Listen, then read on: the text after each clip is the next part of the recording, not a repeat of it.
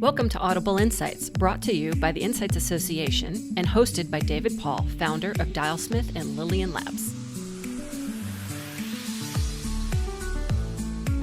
Coming to you live from the floor of the Insights Association's Corporate Researchers Conference in Orlando. I'm joined for this episode by Randal Ries. He's a principal within IBM's Market Development and Insights Group. Randal, thanks for joining us. Oh, you're welcome. Glad to be here. Could you tell us a little bit about the nature of your work and what it is that you do at IBM? I am a primary market researcher, primarily focused on internal surveys, so a lot of employee engagement work. We're also looking into the voice of the employee in terms of the relationship between employee engagement and the client experience. Also a fair amount of work in terms of understanding communications effectiveness, corporate strategy, how well we're communicating to employees what our strategy is and key messages. Well, that's really interesting. So it's more inward focused on employees than outward on the consumer. Exactly, but you have to have both in order to be a successful organization. But that's not something that that a lot of companies tend to invest in. I think it's a major investment. Of course, you're a big enough company, I suppose, to do it, but it's a major investment, but also a lot of foresight and self-awareness to understand the importance of the voice of the employee like that.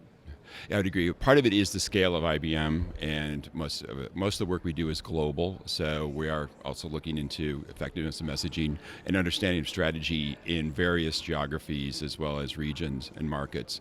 So it's a luxury and sense of IBM that have those resources behind you, but also it does indicate an understanding on the part of the company that these things are key to employee engagement. Another aspect I didn't even touch on is actually our CIO is very interested in this area too, in the sense that what you give the employees to do their jobs, whether it's a Mac or a PC or the right tools, if you're giving them the best of breed, state of the art tools, they're going to be more productive. They're also his research has shown going to be better and happier employees, more productive. Yeah. So what are you speaking about here at CRC?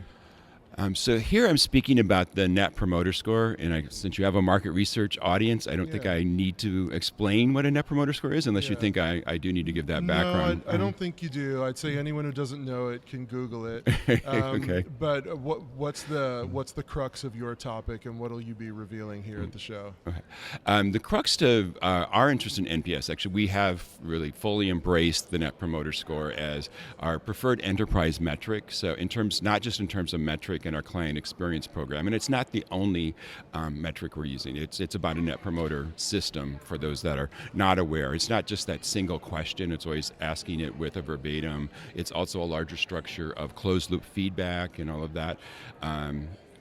Being responsive to the customer, asking follow-up questions. But that being said, the research we're doing is because the embrace of NPS has been so pervasive, it's allowed us to do a lot of benchmarking both internally and externally. So the CIO work that I mentioned previously has also started to use the Net Promoter Score to assess the employee's experience in terms of the tools and applications and hardware they give the employees. So that was a new aspect of NPS I don't think a lot of companies have engaged in. There's also employee NPS.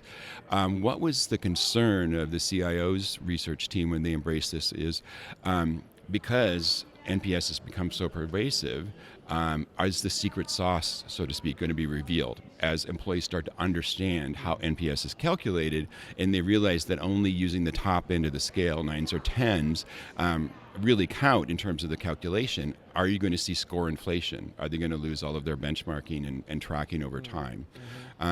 So we did some internal studies, actually 3 waves of research, where after employees were asked various questions assessing their workplace environment and the tools they use, we asked at the end of the survey a follow-up question about, are you familiar with the Net Promoter Score?